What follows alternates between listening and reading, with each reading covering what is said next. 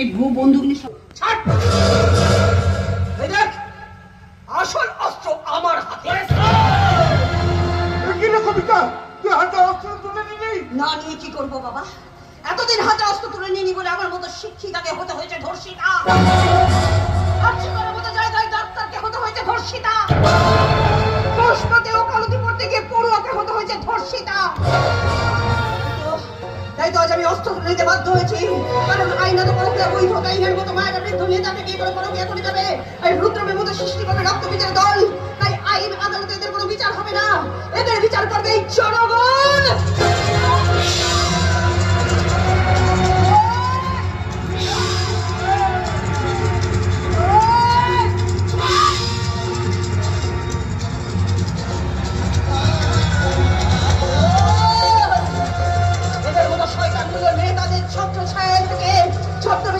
সাধারণ মানুষের স্বাধীনতা, এই সমাজটাকে বানাবে বন্য সমাজে।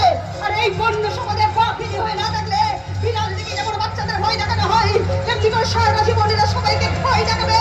তাই তো বাঘিনীর মতো এদের বুকে বসাতে হবে।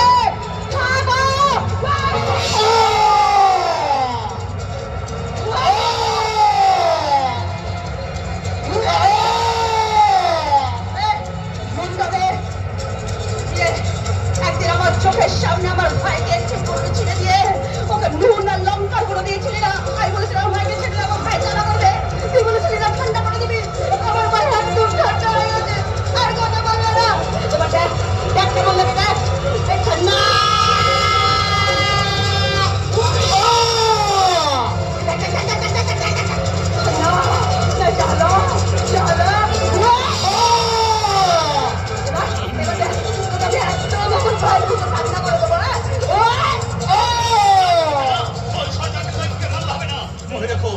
শয়তানটা মোহিনীকে পুড়িয়ে মেরেছিল, এই নৌকাটারি শয়তানটাকে কেটে টুকরো টুকরো করে দাও, তবেই মোহিনীর আত্মা শান্তি পাবে।